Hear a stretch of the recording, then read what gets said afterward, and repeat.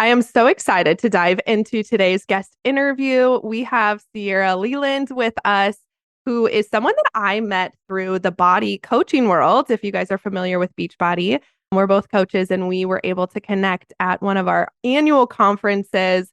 And it was just such a joy to be able to connect with her because we do have this journey of trying to conceive and also this sisterhood through Jesus. We're both Christians and loving the Lord and being able to navigate that with our spouses and with our families and all the questions and things that come up with it. I was hearing a little bit about her story and I realized she has got to share that with the rest of you guys. So I'm going to let Sierra introduce herself and tell you guys a little bit more about her history. And then we're going to dive into the topic of miscarriage. So Sierra, go ahead and take it away.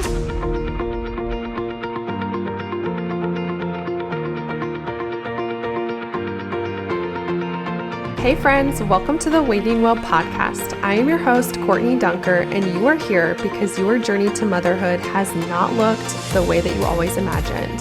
It has held heartbreak, loneliness, and questions like, why me, God? I'm here to remind you that you do not have to walk this road alone. And here we can wait well together. Each week, I will share faith-based encouragement from my own infertility journey, provide information from guest experts on navigating infertility and conceiving, powerful testimonies, and top tips on stewarding your health and emotional well-being through this demanding journey. So if you are ready to take back control of your life, find peace with God, join the in-between spaces, and thrive in your waiting season, then meet me at the well, girl. Grab that warm chocolate chip cookie, a little bit of unicorn juice or iced coffee. We've got some intentional growth to do. Let's get it. Awesome. Thank you so much for having me. It has been really fun to just kind of connect with you over the years. And so I'm honestly just really honored to be on here chatting about this. So yes, my name's Sierra. I am currently in Rochester, Minnesota, up in the tundra, originally from Central Iowa. Married my high school sweetheart. We've been married for 10 years now, and he's kind of been on this medical road, medical school, and now we're in residency right now. We have a 4-year-old daughter. She is our one and only. And so I guess today we'll kind of be talking about our journey on how we've been trying to add to our family and kind of the struggles that have come along with that. And it's just been kind of a journey. So there's kind of two parts to our history with this. And so I think today we'll probably focus on the first half. So I have experienced 2 miscarriages. My first one was in May of 2021. And then after that, it was about 6 months till we got pregnant again. And then I miscarried again in January of 2022. And then since then, it's just kind of been 18, 19 months of this trying to conceive journey. And so it's been interesting because I've had like 2 totally different experiences and like different types of struggles with miscarriage and different lessons that the Lord's taught me through miscarriage and that type of grief. And then this different type of grief and longing through the second part of my journey and trying to conceive. So I guess I don't know if that's kind of like my overview flyover of my history, I guess. Yeah, no, that's so. First of all, I did not know that you are married to your high school sweetheart, and I love that. I'm like such a sucker for like those young, like teenage loves, and then you like actually turn into grown-up love, and you're like, oh, that's just so beautiful. I just wanted that story, but if I had met Josh in high school, it wouldn't have been. He wasn't a Christian yet, so it wouldn't have worked out for us. But yes, I love hearing more about your story. I think that there's so much obviously to unpack and just being able to navigate what God has taught you through that, because it is unfortunately common with women to experience miscarriage. And it's interesting, this pregnancy that I have now, I was chatting with some girlfriends yesterday. I've just had so much more anxiety. And I don't know if it's because it was just natural conception versus like IVF. It felt like a little, I don't know, more controlled environment. But while I haven't experienced the loss, I had like a total breakdown yesterday of just like, if that were to happen, because that's the reality of navigating motherhood in general, is whether it's from conception all the way until our children are grown and out of our home, we don't have control over life and death, right? And so, as mothers who want to protect, who want to love, who want to nurture, that's very difficult to not to face that reality of potentially happening, but then face the reality of it actually being your reality, experiencing it and navigating that. So let's dive into that a little bit more. Can you explain like what was the difference between the two, where you were at, what did God do through that journey, and just kind of dive into how you were feeling and what he did in your heart during those times? So my first one, well, I remember like when I got pregnant with Navy, ignorance is bliss, just total positivity. I had known plenty of people, even like my sister who had terrible pregnancies and like not good labor stories. And so like I knew of things that could go wrong, but I just didn't let my mind go there. I just wanted to be this positive Polly and, just not even waste my time thinking about what could go wrong. And so again, with my second pregnancy, same thing, like everything's great. I remember feeling, symptoms of nausea, and I was like 8 weeks going on a spring break trip and, feeling nauseous and eating all these snacks. And I remember kind of around that 8.5, 9 week mark, my symptoms kind of tapering off and thinking, oh, that's weird. Like maybe I'm just getting lucky with my nausea going away earlier and amidst my first trimester. Like that's kind of weird. And then I made it to 11 weeks, and that's when I had started spotting. And I hadn't had any checkups yet, no ultrasound. I think it was like within that week that I was supposed to have my first ultrasound, and I had started spotting. I freaked out, texting my friends, and they're like, I don't know. And so that later that night, it picked up into a flow, and I called the doctor first thing in the morning, and they're like, why don't you come in as soon as you can? We'll fit you in for an ultrasound. We'll check things out.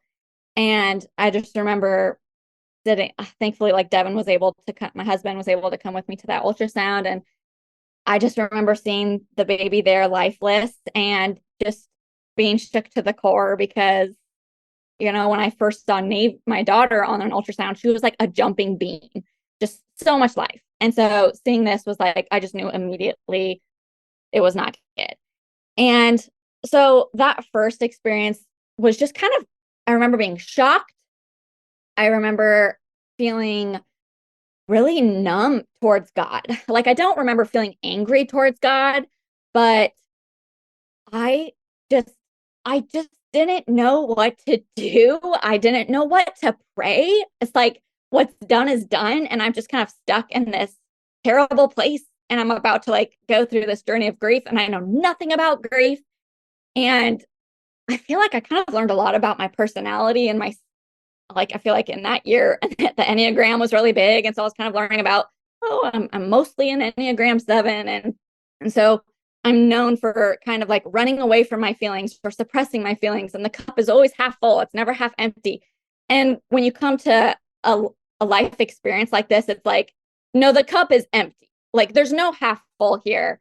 And I have to figure out how to deal with this. And so, but thankfully, like I grew up a Christian. I had this really solid foundation of faith. And like, I knew that there was hope in scripture. I knew that, the Lord wouldn't abandon me here. Like I knew all of these things, but I still just felt so numb. I didn't want to pray. I didn't want to listen to like worship music.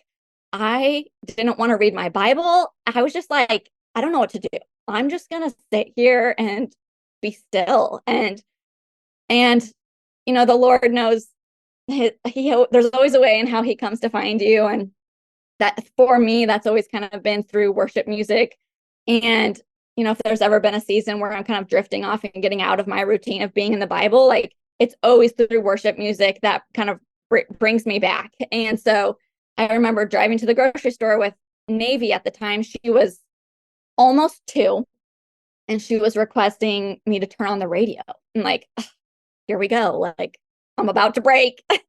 And I turn on the radio, and I remember Faithful God by I Am They came on, and like The Battle Belongs by Phil Wickham. And just both of those songs and those lyrics just like really just it just broke me. It's like that was the first God was telling me, you need to come back to me. You need to bring this to me. You cannot carry this burden by yourself. I don't want you to carry this burden by yourself. You need to come back to me. And so, that's when I broke down. I started letting myself grieve more. And that was like the first experience where I learned about grief. I learned about lament. And honestly, how the churches I've grown up in didn't really talk about grief or lament a whole lot. And then that was something I kind of had to learn on my own. Yeah. But Can you tell us yeah, a little bit about, well, first of all, sorry for the tears. I'm not sorry, but I'm like, okay. Yeah, I'm just an emotional mess over here listening to your story and what God has brought you guys through. But explain a little bit about what lamenting is for those that maybe have never heard that and kind of what did you do now that you were kind of broken open in a sense where God like had exposed the wound and you were like, okay, here I am sitting in the feelings now. I'm no longer, maybe you didn't feel numb because you were finally feeling those feelings. What did that process look like? What do you feel like were the first steps from going from that place of like, okay, God's calling me back to actually building that relationship or healing that relationship or just getting intimate again with the Lord, what did you do? Because so many women are in that space of I'm just numb and I don't know how to bridge that gap. yeah. I think one of my friends encouraged me to read, I don't remember which passage, but it was a passage in Lamentations. I'm like, I'm pretty sure I've never read this book before.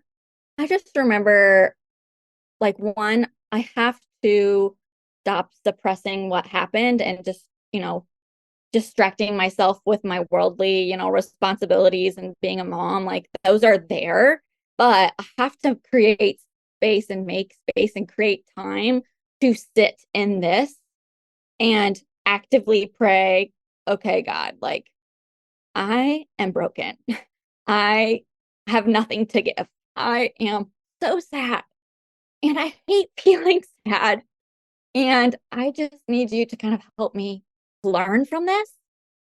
And I feel like it was the first time I was kind of I knew it was okay to cry, like, but my personality was never cry in front of people, never cry in front of in public, like. And so I kind of just like learned that it's healthy to cry, like so healthy. And he just doesn't want us to carry that burden alone. And so just to simply come and acknowledge that this is hard and that this is not how God wanted it to be. This is not what he originally planned. And he is coming to make all things new. And so I think originally it was just coming back to the word, reading that scripture, and being reminded, like in Revelations 21, 4-5, he will wipe away every tear from their eyes. There will be no more death or mourning or crying or pain, for the old order of things has passed away. And so I just being kind of like remembering that was like my first glimmer of hope is God didn't intend for this to happen. It's the reality of living in a broken world that sin comes and then just entangles every part of anything that is good. And so just to have that one like piece of hope to be like, okay, God's going to take this away. And he's in the process of making things new right now. He's making this new heaven and this new earth. And this is not going to last. And because I have that belief, I can have that hope that can kind of pull me, I don't want to say like too quickly out of grief, but it's a stronghold. It's a foundation. It's a rock on something that I can stand on, even in the midst of like pain and suffering. Sure. Yeah. No, that's amazing. And what did that experience going through when you experienced it the second time? How did your first experience kind of impact that happening again? Did you have those fears when you found out you were pregnant again? That, okay, what if I miscarry again? How did you navigate that? And then again, navigating the actual miscarriage, what was that experience like the second time? Yeah, I remember when we got pregnant being excited, for like those first initial days, and then, the fear creeps in, and, the worry and the anxiety of, you know, a repeat happening. I remember being guarded. Like I wanted to be joyful in the gift that I was currently carrying, but I also was very aware of things that could happen. And so, yes, my heart was guarded. And, when it happened again this time around, after you've had your first miscarriage, usually they try and get you in for an earlier ultrasound to check on things earlier. And so I remember going in for my 8 weeks this time, and there was no heartbeat. And I just remember being like, like, why? Like, I remember like being on the phone with my parents and thinking, I don't deserve this. And Navy, my daughter, doesn't deserve this. Like, she's the most loving little girl. She's going to be such an amazing sister. I want her to be a sister. Like, I felt, you're tempted to think like God is withholding this gift from me. And I also remember, like, if this wasn't meant to be, why is he allowing the pregnancy to take place? And I feel like I was questioning God more the second time around. So I feel like I kind of just like went back to, thankfully this time around, I remember I wasn't numb, but I was kind of actively like in prayer, actively in scripture, like actively trying to find comfort, because I'd been through this before. I didn't want to get bitter, because that just like ruins everything. It ruins your attitude. It ruins your relationship with your family. And I didn't want to go there. I didn't want to go down that path. And so I'm like, I have to fight this with truth.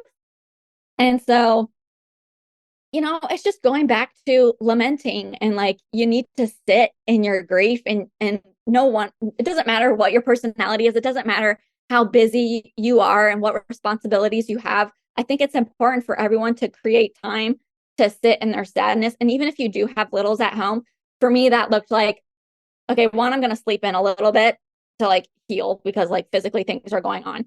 And two, I'm going to take this time before my toddler wakes up to cry. Like I'm going to cry, I'm going to journal, I'm going to pray.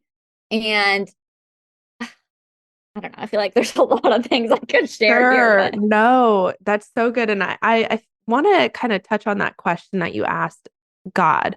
I think it the question, like it was just a few seconds ago, but the question of like, why is he withholding this from me? Was that what you asked? I feel you asked a question that I was like, oh, let's touch on that. yeah, Was just that totally. Yes, I did okay? ask that, and totally Okay. relatable. Just trying to conceive in general, right? Right. Uh, So what was that? I mean, like even especially you're like, okay, this never happened before.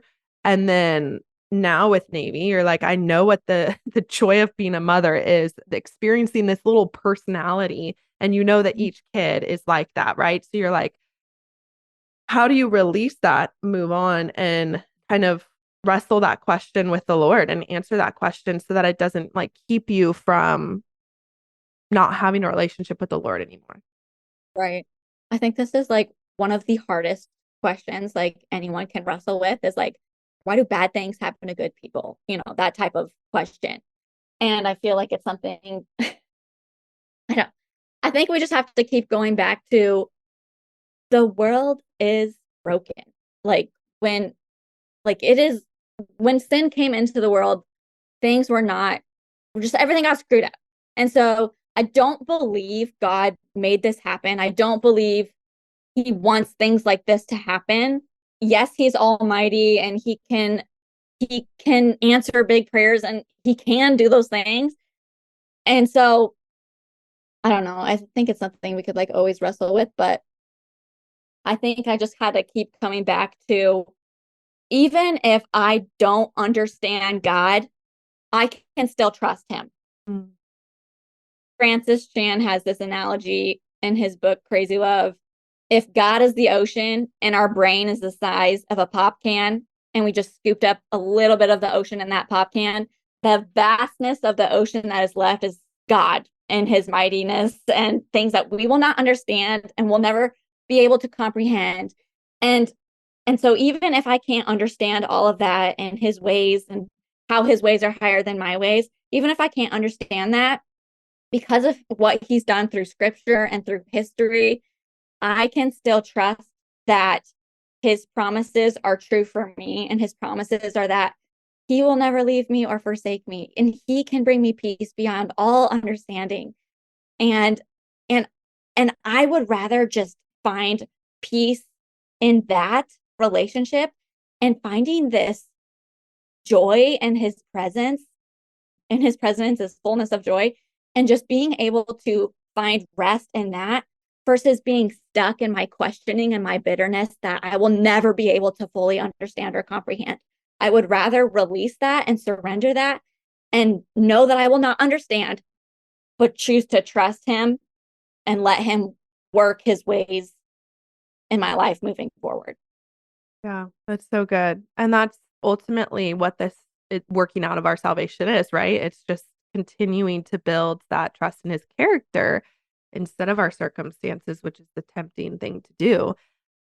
Okay, so for someone who is navigating loss, miscarriage, what are your wisdom, encouragement, tips that you want to leave them with as we kind of wrap up here that you wish either you had heard or that someone had said to you during that time that made it such an impact, like whatever it is that you want to leave that woman Mm-hmm. who's sitting there in that pain and suffering? Like, what would you say if you could sit down and have coffee with her right now? Something I would say for sure is when this happens, these lies start to infiltrate our mind of it's my fault. Like I did something to cause this. Like what did I do? Another lie is my body couldn't do its job. Like again, it's my fault for some reason. A third lie would be God didn't think I was ready for a baby. Like those are all lies that are so easy to sneak in and to just bring you down further. And I would just say, take every thought captive because that's not true, and turn to truth because we don't need to go there. So one, it's not your fault. Another other types of like verses that I kind of leaned on were like Matthew 11:28 is come to me all who are weary and burdened and I will give you rest. Because there's just going to be so many times where you're just like so down and feel so weak and feel like you have nothing left. And like another one, Psalms 55:22, cast your cares on the Lord and he will sustain you. And that I feel like when we don't even know what to pray, we could just be like, God, will you just sustain me through this season, please? Other just kind of like practical things. Tell your family and your friends that this happened. I know a lot of people walk through this in silence. Like, I'm not saying post this, you don't have to post it on social media, but I would say totally tell your family and your close friends that this happened to you because they care about you and they want to know about these important life altering moments in your life because they want to support you and pray for you through this. Like, you shouldn't have to walk through that alone. And yeah, just kind of like allow yourself space to time to grieve. I feel like, especially our culture is like go, go, go. Like we don't have time to process. We don't give ourselves time to process and we don't give ourselves the time to be sad. Or at least, I don't know, maybe I'm just speaking for my personality, but give yourself the time to be sad. Journal your thoughts, journal your feelings, journal your prayers, and just like don't bottle it in. Just really bring it to the Lord's feet and surrender it to him. Ask him to sustain you through this time. And because it sucks, it just does. And it's not something that you're going to forget, but it's something that God will use. He can do something in your heart and grow you and mature you and build perseverance, and that your faith will grow through this if you allow him to work in your heart during this time. So don't shut off, don't turn away, don't draw in, but lean into him and look for evidence of God working in your life because he's working. I love that. And that's such powerful wisdom and tips to practically and spiritually navigate this because I think a lot of times the first time that you experience it, you're you're going to be like, how do, like the question that you asked, what do I do? How do I go through this? How do I move beyond this? I didn't have a choice, right? You're resonating with that feeling of like, this wasn't my, like I was planning for something different, a different result. So now what do I do? Because I'm left with these pieces and being able to go to the Lord, addressing those lies, because isn't it true? The Bible says that the enemy is going to be like the biggest liar of them all. And so being able to really create awareness around our thoughts, that's actually something that I did like a masterclass on the other week, just kind of taking our thoughts captive and what that looks like when you're trying to conceive, because that can be the difference between feeling fully like you're just walking in a spirit of defeat versus walking in the spirit of hope and power and peace, which I do believe you can have regardless of your circumstances. And I feel like, you're living that out as well. Any last thoughts or things that you would like to share with the group? I don't think so. I feel like I kind of covered it, but Awesome. Okay. I love that. Thank you so much for sharing. And we will have a round 2 with Sierra in later weeks because we want to dive into her navigating specifically secondary infertility. So she has really touched with us on her journey through miscarriage, which is something that I feel like you can only truly speak to going through that, you're, as someone who's gone through it yourself. But her journey also includes secondary infertility, not being able to conceive the way that she had with her first. And so she's going to dive into that part of her story, which is a whole different aspect of what God has done in her heart.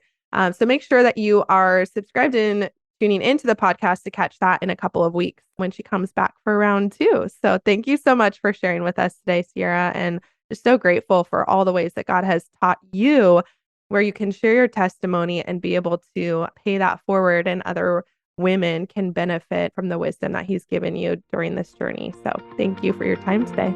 thank you so much for having me. I am so glad that you chose to meet me at the well today. If this episode inspired you, changed you, or blessed you in some way, I would love for you to do one of 2 things. First, head to Apple Podcasts at that link below and leave a review. And second, screenshot this episode and share it in your stories, tagging me at Sown with Strength, or text it on over to a friend that this episode might bless. These are the number 1 ways to thank me. I am truly so grateful to be building out this community, and I cannot wait to see you on the next episode.